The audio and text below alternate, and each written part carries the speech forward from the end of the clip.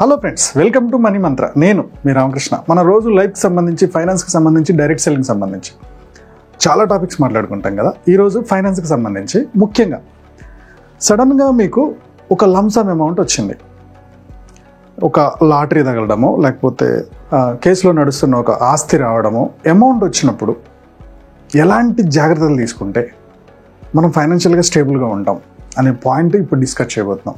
Hello friends, Sunday 11 నుంచి 1 o'clock ఒక workshop నడిపించబోతున్నాం. So ఈ వర్క్షాప్లో అసలు మీ ఫైనాన్షియల్ డ్రీమ్స్ ఏంటి, ఇప్పుడు ఈ ఇన్ఫ్లేషన్ తగ్గట్టు మీ పిల్లల ఎడ్యుకేషన్కి ఒక మంచి కాలేజీలో చదివించాలనుకుంటే పేమెంట్ సీట్ అయితే ఎంత ఖర్చు వస్తుంది, ఎక్కడ సేవ్ చేసుకోవాలనేది కూడా చెప్తాము. పిల్లల మ్యారేజ్కి ఎలా ప్లాన్ చేసుకోవాలి, మీకు రిటైర్మెంట్ ప్లాన్, ఎంత బడ్జెట్లో ఇల్లు కొనాలి, మీ శాలరీకి ఎంత బడ్జెట్లో కార్ కొనాలి, యాక్చువల్గా మీ శాలరీకి ఇన్సూరెన్స్ ఎంత ఉండాలి ఎక్స్ప్లెయిన్ చేస్తాం. ఈ ఫైనాన్షియల్ క్యాలిక్యులేషన్స్ అంతా మీకు ఎవరైనా ఒక ఫైనాన్షియల్ అడ్వైజర్ చేసి ఇవ్వాలంటే బయట 8,000 తీసుకుంటారు, మనం 499 రూపీస్కే ఈ ఫైనాన్షియల్ ప్లానింగ్ ఇస్తాము. కౌన్ బనేగా కరోడ్పతిలో 5 crores విన్ అయిన విన్నర్, ఇతని పేరు సుశీల్ కుమార్, బీహార్కి సంబంధించిన వ్యక్తి, సివిల్స్ ప్రిపేర్ అవుతున్నాడు.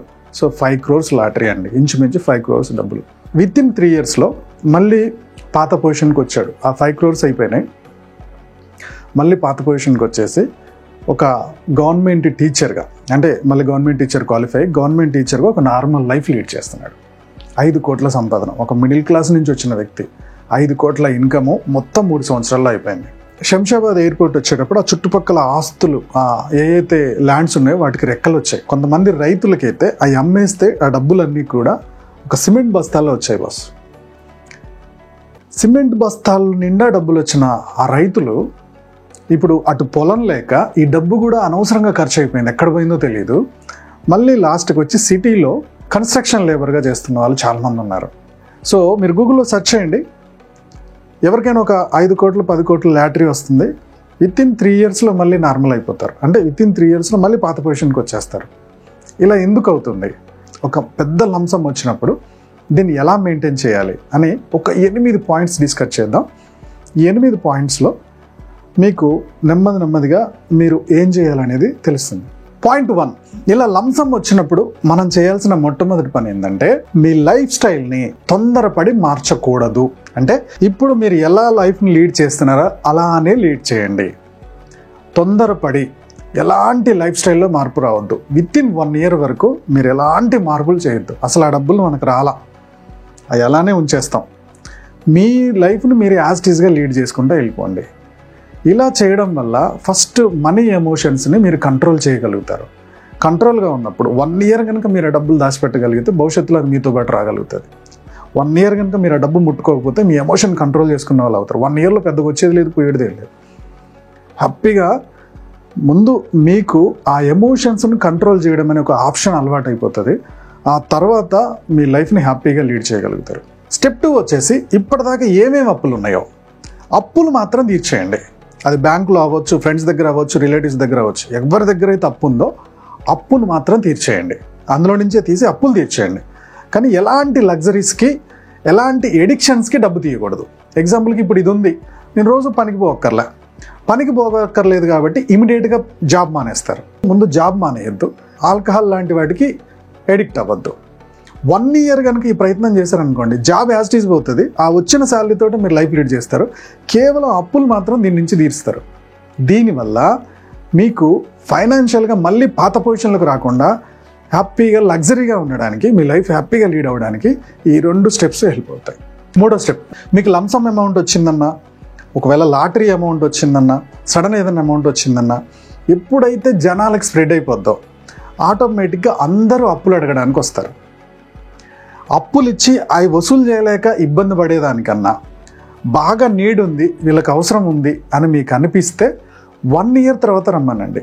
వాటిని ఎక్కడో ఫిక్స్ చేసాం, లేకపోతే ఎక్కడో లాక్ చేసాం, ఇంకా అవి మెచ్యూర్ అవ్వలేదు, అవి రావడానికి టైం పడుతుంది, ఆ తర్వాత ఇస్తామని చెప్పండి. 1 year తర్వాత రమ్మని చెప్పండి. ఎవరికి పడితే వాళ్ళకి అప్పులు ఇవ్వద్దు. 3rd ఆప్షన్ ఇంతే, ఎవరికి పడితే వాళ్ళకి అప్పులు ఇవ్వద్దు. అప్పులు ఖచ్చితంగా వాళ్ళకి నీడ్ ఉంది, ఆ డబ్బు వస్తుంది అంటే వాళ్ళ సంవత్సరం ఇన్కమ్ ఎంత ఉందో అంతలోపే మీరు అప్పు ఇవ్వాలి. ఎగ్జాంపుల్గా ఒక అతను 50,000 సంపాదిస్తున్నాడు, సంవత్సరానికి వాళ్ళ ఇన్కమ్ 6 లక్షలే. సో మీరు ఒకవేళ తనకు అప్పిస్తే ఈ 6 లక్షలకు మించి ఇవ్వకూడదు. అతనికి చాలా నీడ్ ఉంది కానీ మీరు ఇవ్వాల్సి వస్తే 6 లక్షలకు మించి ఇవ్వద్దు. అది ఇమీడియట్గా ముందు ఇది కదిలియొద్దు. అసలు 1 ఇయర్ తర్వాత మీరు చేయాలి ఆ పని. ఇది rule number 3. Rule number 4, 1 year వరకు ఇమీడియట్గా లగ్జరీ ఇల్లు కొనొద్దు, ఇల్లు జోలికి వెళ్ళొద్దు. మీ డబ్బు మొత్తం ఇంటి మీదనే వెళ్ళిపోతుంది, దాని మీద మీకు రూపాయి ఇన్కమ్ రాదు. ఆటోమేటిక్గా మళ్ళీ మీరు ఏదో జాబ్కి వెళ్ళాల్సి వస్తుంది. ఇలాంటి తొందరపాటు పని చేయొద్దు. కావాలంటే ఈ 1 ఇయర్ బాగా రిచెస్ట్ పర్సన్ లేదా బాగా ధనవంతులు ఉండే ఏరియాలో, మీ పక్కింట్లో మంచి ధనవంతులు ఉండేటట్టు చూసుకొని ఆ ఏరియాలో రెంట్కు ఉండండి. ఇది కూడా 1 ఇయర్ తర్వాత, ఇప్పుడు ఇమీడియట్గా కాదు. 1 ఇయర్ తర్వాత రెంట్కి వెళ్ళండి, ఇల్లు కొనొద్దు. 1 ఇయర్ రెంట్కి ఉండడం వల్ల మీకు వాళ్ళ లగ్జరీ లైఫ్ ఏంటి, మీ దగ్గర ఇన్కమ్ ఏంటి, నెల నెల ఎంత రెంట్ వెళ్తుంది, ఈ లగ్జరీని లీడ్ చేయాలన్నా వద్దా అనేది మొత్తం మీకు క్లారిటీ వస్తుంది. ఎగ్జాక్ట్గా 1 ఇయర్ రెంట్కి ఉండండి.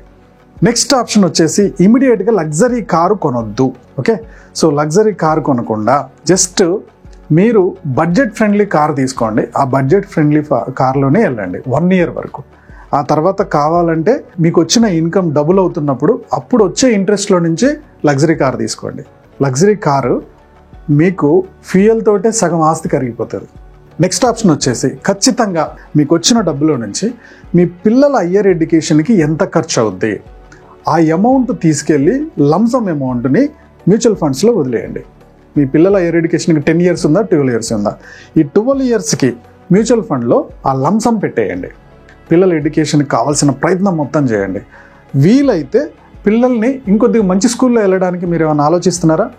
మరి బడాయి కాకుండా మంచి రిజల్ట్స్ వచ్చే స్కూల్లో వాళ్ళకి సబ్జెక్ట్ నేర్పించే స్కూల్ గురించి ఎంక్వైరీ చేయండి. ఆ స్కూల్లోకి మార్చండి. స్కూల్ మార్చండి, వాళ్ళ ఫ్యూచర్ హయ్యర్ ఎడ్యుకేషన్కి డబ్బు సేవ్ చేయండి. మొట్టమొదటి చేయాల్సిన పని ఇది.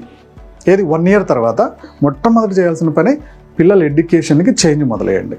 ఫస్ట్ ఏం చేయాలి? 1 ఇయర్ మీరు లైఫ్ స్టైల్ని మార్చొద్దు. సెకండ్ వన్ ఏం చేయాలి? 1 ఇయర్ తర్వాత మొట్టమొదటి పిల్లల హయ్యర్ ఎడ్యుకేషన్కి ఇప్పుడు స్కూల్ మార్చడానికి ట్రై చేయాలి. మూడోది ఏం చేయాలి?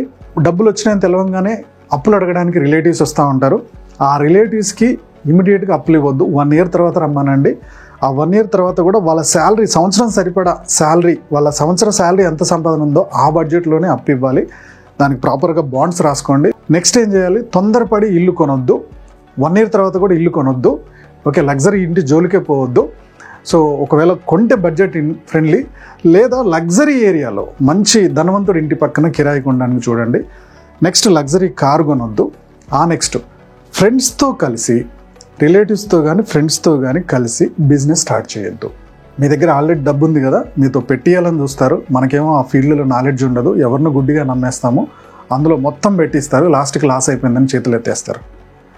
లాక్కోలేరు, పిక్కోలేరు, ఉన్న డబ్బంతా అందులోకి వెళ్ళిపోతుంది. So 8th option, friends and రిలేటివ్స్తో కలిసి, మీకు తెలిసిన వాళ్ళతో కలిసి బిజినెస్ స్టార్ట్ చేయొద్దు.